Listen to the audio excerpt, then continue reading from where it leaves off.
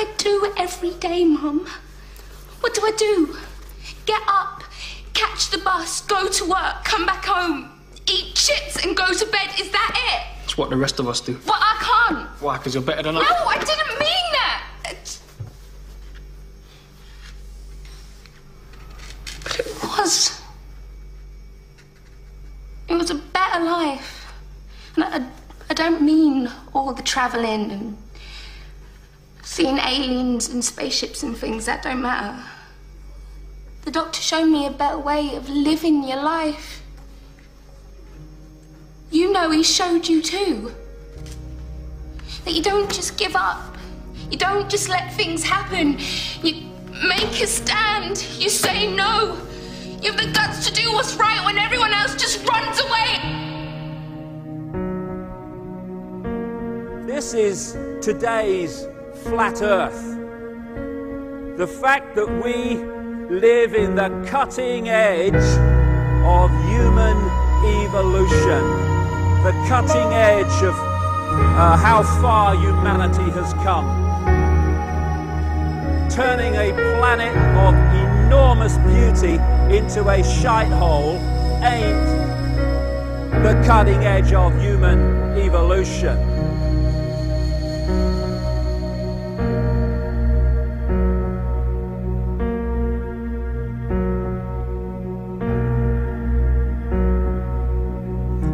As Michael Elner said, just look at us. Everything is backwards. Everything is upside down. Doctors destroy health. Lawyers destroy justice. Universities destroy knowledge. Governments destroy freedom. The major media destroys information. And religions destroy spirituality. I think there's more to know here. Isn't that weird? We always kill the guys who try and help us. Isn't that strange? We let the little demons run amok. Always. John Lennon, murdered. John Kennedy, murdered. Martin Luther King, murdered. Gandhi, murdered. Reagan, wounded. You know. Bad fucking choice.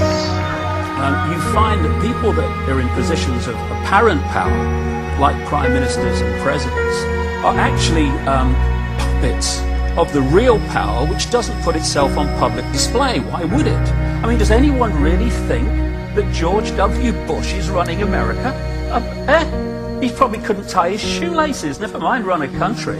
I have this feeling, man, because you know there's a handful of people actually run everything. That's true. It's provable. It's not I'm not a conspiracy nut. It's provable. Handful, very small elite run and own these corporations, which include the mainstream media. I have this feeling who's ever elected president, like Clinton was, no matter what your promises you promise on the campaign trail, blah, blah, blah, when you win, you go into this smoky room with the 12 industrialist, capitalist scumfucks who got you in there, and you're in this smoky room, and this little film screen comes down, and a big guy in a cigar, roll the film. And it's a shot of a Kennedy assassination from an angle you've never seen before. It looks suspiciously off the grassy knoll. And then the screen goes up and the lights come up and they go to the new president. Any questions?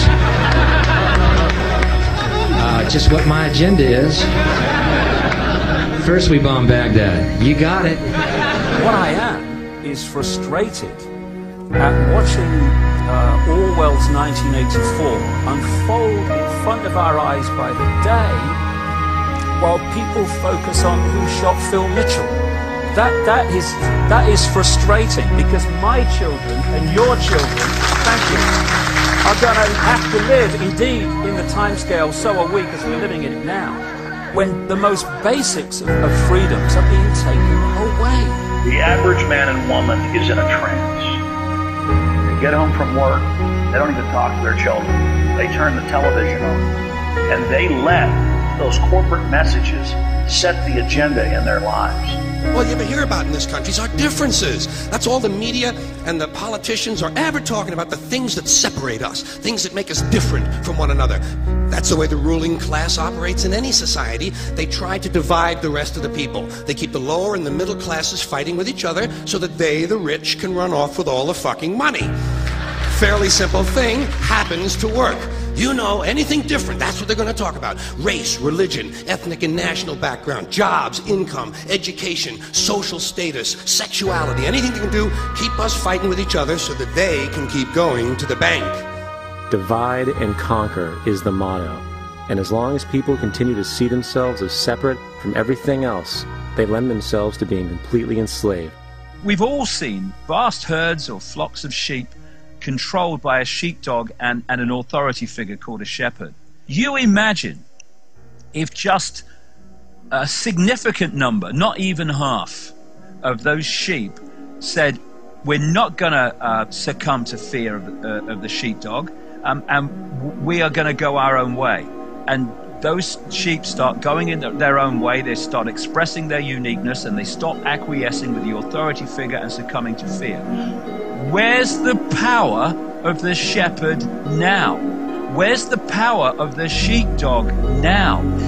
They have no power except in acquiescence by the mass of the sheep to the perceived power that they have. We need to start seeing humanity in these terms very, very quickly. I've seen these ants do great things. And year after year, they somehow manage to pick food for themselves and you. So who is the weaker species? Ants don't serve grasshoppers.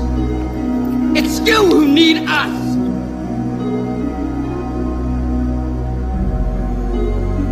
You know, when you go through all these different levels of how we are attacked mentally, emotionally, and physically to suppress us and to hold us in the box, in the bubble, that tells us something about us. What people don't realize. Oh, it's negative. No, it's not negative. It's extremely positive if you want to use those terms, because it's telling us who we really are.